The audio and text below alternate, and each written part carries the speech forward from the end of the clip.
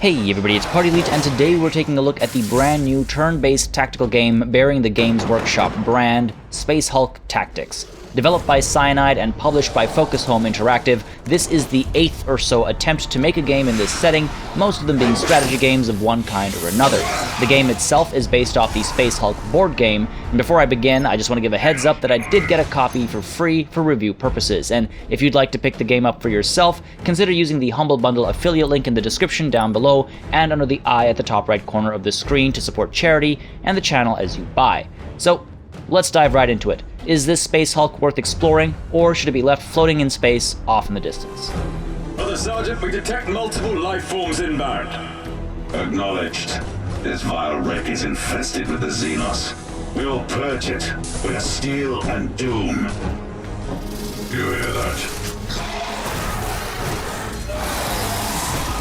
Set in the Warhammer 40K universe, we find ourselves in the grim, dark, and violent future where there is only war. The game is set on a Space Hulk, a massive conglomeration of shipwrecks that have fused together, creating a mass that is often large enough to have its own atmosphere and even gravity. This particular Space Hulk is on a collision course, headed towards a very important planet belonging to the Imperium of Man, and their more technologically inclined Tech Priest brethren. As if that weren't bad enough, it also carries Genestealers, the harbingers of a Tyranid invasion. Between the two story-driven campaigns, you either lead the Blood Angels chapter of the Space Marines in an attempt to shatter the Space Hulk before it destroys the planet, or the Tyranid Genestealers in an attempt to, well, be part of an alien hive mind that is bent on the death of anything that isn't itself. I don't want to give too much of the story away, but it features a lot of the standard tropes of a good 40k story, in my opinion. An Inquisitor who seems all too curious about the alien foe, Space Marines who are dead set on purging all Xenos, Ultramarines who just have to show up with their blue armor and toilet seat insignias, and some twisting and turning revelations. It's pretty well written, if not a little gaudy at times, and it's all voice acted pretty well as well. Sergeant Crucius is down. We are overrun. We give our lives in Gilliman's name. This is command. The Xenos swarms are everywhere. We cannot stop them. The Space Marine campaign is told from the perspective, of course, of the Space Marines, and the Tyranid campaign is told by the Inquisitor and has us reliving the memories of the Tyranids. They're a hive mind alien, so it's sort of told in a way that implies we're, in the present, looking back at past learnings. Chasms of the Forsaken Doom's echoing spaces, the myriad of Genestealers gathered, sharpening their claws and conjuring a thirst for Astartes' blood. Onwards to gameplay. As a turn-based tactical game, there are some familiar concepts at play here, but with nice twists to make things asymmetric. Cards, for one, are a new introduction. Depending on your squad composition, you'll have a hand from which you draw cards, which you can use or convert. Using them does a variety of things, and converting them is a little different based on the faction. Space Marines deploy first, limited by predetermined tiles, but otherwise able to deploy however they please. They have a variety of classes, bringing in different equipment and having their own potential upgrades. They always move first, and the whole side moves before it switches over to the other.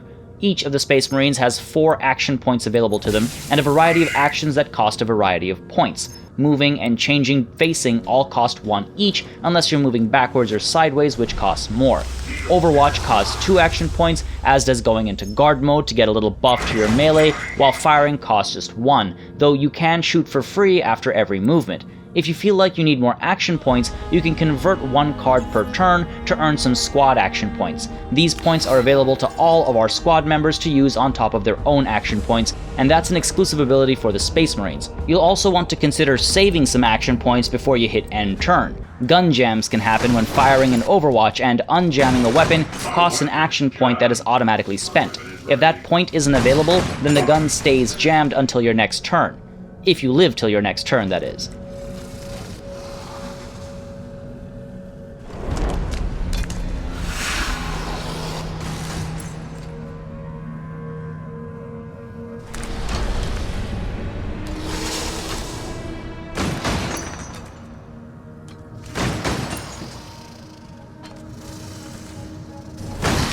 Machine spirit is angry.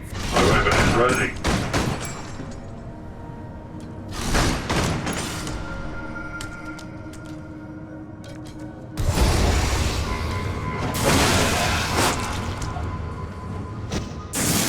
So resource management, as far as action points are concerned, is quite important, as the minimal cost is pretty high, and actions can be taken in any order and as many times as necessary.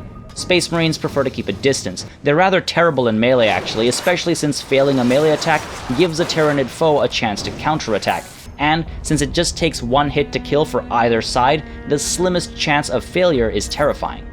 Tyranids, meanwhile, are a very different beast. In a regular turn, they first convert cards to obtain blips of various sizes.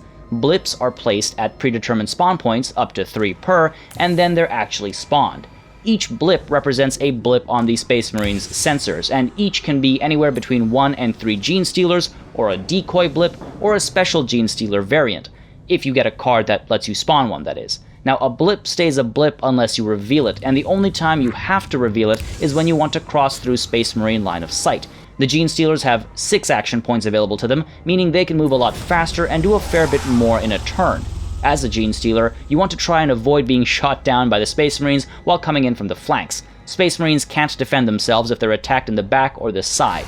Death as a Space Marine, unfortunately though, means nothing beyond a mission. If an individual falls, he'll teleport away and be available for the next mission as if nothing happened.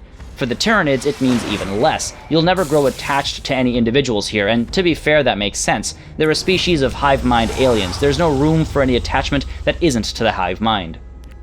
So that should give a good idea of how the two sides differ on a very basic foundational level. The importance of flanking makes the layout of levels very interesting, and the presence of interactive elements on the levels can add some fun variety. Definitely interesting to see how the same map feels very different coming in as either faction, because you're considering different options, you're moving at different rates, and again, the whole melee versus range difference is a very big one, of course. Now, outside of tactical gameplay, you're presented with a map that basically takes you from engagement to engagement, though there's some thinking to be done here as well. Every step you take increases this meter to the side, and every time it hits a milestone, more engagements unlock on the map, making your path harder to traverse. Any of these extra engagements are okay to fail, though that'll cost you one way or another. You'll want to go around to interact with events that can net you some valuable upgrades, though at times they might be more trouble than they're worth. You can also collect more components, or DNA, depending on Space Marines or Tyranids, and that is in turn used to unlock upgrades or equipment. So there's some reason to go exploring around, and naturally it comes at a risk. At least as the Space Marines. There are a couple different kinds of upgrades you can get, some for your weapons, some for your equipment, some for your cards, lots to spend your resources on. The Tyranids are a bit more limited when it comes to spending resources outside of tactical gameplay. There's a multiplayer component, which I was not able to play unfortunately, but it does have some pretty comprehensive customization options where you can build a variety of squads from various chapters or hives, assigning weapons and cards as you see fit. Now again, here we see the Tyranids actually get the shorter end of the stick. With the Space Marines though, you can get really in depth as to which pieces and parts and bits come together, what color they are, what patterns they have, and there's a variety of weapons and equipment choices as well. From here, you can then go in for a skirmish against the AI or against a foe from anywhere on Terra. The maps are either official or can be among those made in the map editor, and it's a pretty comprehensive one. You can place rooms, halls, paths, doors, interactive elements, and spawn points, followed by determining the name, description, setting, and objectives, as well as any special rules that you might want to apply as well. It's pretty cool to see this map editor implemented as a part of the game. If it has proper support and a lot of people are using it, then we can see the game live on for much longer than it might otherwise have. It is quite interesting to see just how much power is put into a very simple interface, and I am curious to see what really inventive and most likely impossibly challenging levels and missions people come up with. All in all, there's a fair bit to the game in terms of quantity of things to do, though I do feel like the Tyranids got the shorter end of the stick as far as activities between missions are concerned. In fact, they don't even get a first-person view during missions. And if me mentioning first-person for a tactical, isometric game comes as a bit of a shock, just give me a minute. Now, from an audio-visual perspective, the conversation gets a little complicated here. Sound design is solid, voice acting is pretty good, music and VFX work very nicely, and the user interface is nice too, though it lacks some clarity at parts. Some icons don't read, I'm not sure what I'm looking at, and the fact that individual abilities or modifiers aren't presented at key moments can get frustrating. For example, at times I don't know who I'm about to leave behind at an event, or who just obtained a new upgrade. Sorry, but I'm not about to memorize all the names and remember every detail. so this information could have been a bit better provided. It's a bit of a problem. When talking about visuals beyond the user interface and user experience, the game more often than not actually, looks fantastic. The cinematics are really nice, and I'm glad that we're seeing fully animated cutscenes to show the story move forward. They have a nice horror vibe to them, showing the Tyranids as this threat lurking in the shadows despite the size and strength of the Space Marines. In-game, the action camera shots are some of the best I've seen in a tactical strategy game, though it's not without some issues that I'll get into later. For some reason, as I mentioned earlier, you can play in first person, moving, shooting, issuing all kinds of orders. While that doesn't give you any gameplay advantages, as far as I've seen at least, it definitely looks fantastic. It's very immersive, it's a little scary, and very pretty. Shockingly pretty, actually. The level of detail in some of these models is great. In isometric view, the view you're likely to spend more time in, things look a little less polished. The environment, for some reason, seems a little behind the times, and while the unit models and VFX looks great, I can't get over how often the environment reads as kind of bland and flat in terms of tones and colors, and it's inventive and fun to look at, but the colors and textures all feel a little muddy, and the lighting isn't all that great either, which is especially mind-boggling because it looks comparatively fantastic in first person. Now, thankfully, the game takes advantage of the fact that this is a Space Hulk and that a Space Hulk can have a variety of ships piling together, so we do get a decent bit of variety in the environments at least. We've got Imperial ships, Eldar ships, and Orc settings as well, and each is nice in its own way. They're very visually different. There's a lot of attitude and personality in each one. I mean, where it fits, the Eldar are typically rather, pristine and clean, so that character shows through, whereas the Orcs have, well, I mean, you can see what Orc architecture looks like. It's amazing. Now, I do wish there was more, but to be honest, I'm quite satisfied with what we've got here, and who knows, if there's DLC planned, we might get plenty more. There's lots of factions and types of ships to explore. A Space Hulk setting is the ideal spot to explore them in. Now, there are a couple of issues that are worth noting.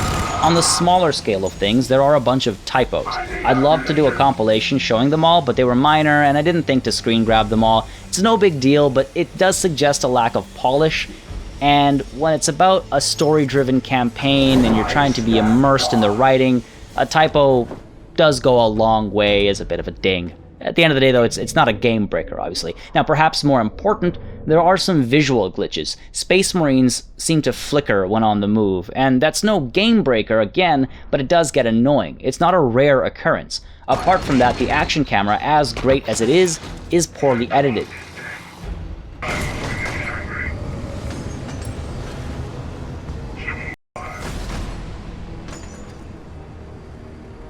Now, editing is not a thing I thought I'd ever critique on this channel about video games, but the action camera comes in and out at very poor times and angles very often. It often cuts away too early. And sometimes a bad angle blocks the action. In many cases, one action camera kicks in, and before it cuts out, another more important action happens, and it gets no action cam. I once missed out on a Space Marine heavy gunner blowing himself up because of a malfunctioning weapon. He just disappeared off the map as far as I knew, and then I saw the little writing on the right corner, user interface telling me, hey yeah, heavy gunner has been taken care of. Took me a second to put it all together. Now, this is something that I think can be easily fixed with a patch, and I really hope it is, because it does ruin some of the most fantastic action camera shots I've ever seen, like I said earlier. Now, another thing that needs fixing is the pacing. First of all, Space Marines move super slowly. Super slowly. I understand that there are these massive individuals like tanks, lumbering and scary, but their movement is never fluid, and it really drags the speed of the game down. This is especially true when they're AI controlled.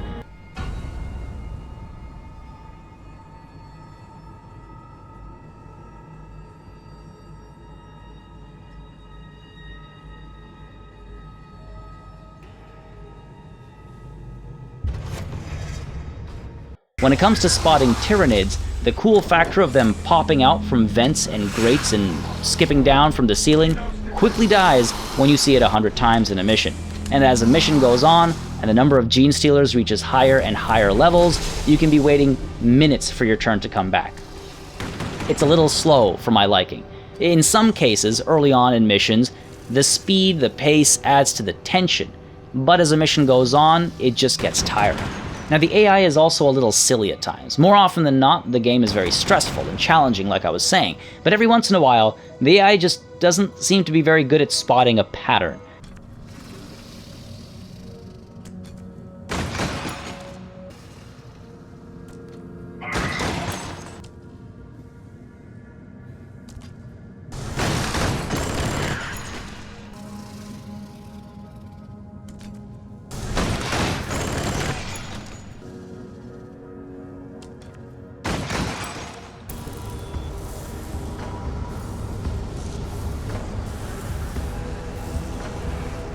Now here's a big one. My game crashed to the desktop once when loading into a mission. Now it only happened once, but that's definitely concerning. So what's the verdict? Well, as many of you know, I hate numerical scores. Numbers are arbitrary and they draw comparisons between games that don't make sense. What matters is the enjoyment factor of the game.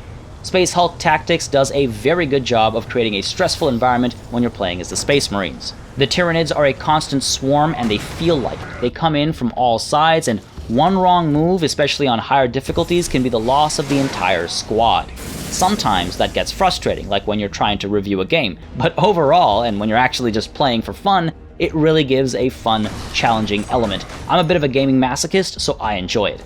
As the Tyranids, you feel like an ominous threat, watching the enemy Space Marines slowly creep about, covering all their corners while you count their ammunition to see when they'll have to reload, baiting shots when possible, sacrificing lower Genestealers just so you can come in with a nice killing blow when the enemy's out of ammunition. Or maybe you look for an opportunity for a flanking attack, coming in from 3 sides against a Space Marine brother or two. Outside of tactical play, there isn't too much to do, and that's where I feel the game is a little lacking. You only have some upgrades to make, a handful of decisions here and there, and this isn't a very large or deep strategic layer at all, and I definitely wish there was one. A couple of missteps aside, the only big complaint I have about the game is the pacing, often slowing to what feels like a crawl. It does get a little painful at times, I'm not gonna lie. Overall, though, I had a really good time with the game, and if you're a fan of the setting and tactical gameplay, I can definitely recommend it. It's also on sale right now. I believe it's 10% off, so it's a great time to get it, especially if you're a fan of good tactical games and the 40K setting.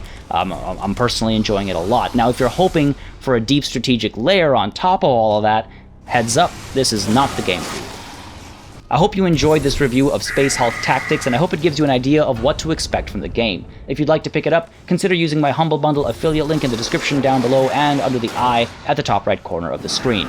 Apart from that, make sure you subscribe for more strategy gaming reviews, previews, let's plays, and more. As always, a big thanks to my patrons for supporting the channel on a month-to-month basis, and a big thanks to you for watching. Till next time, cheers.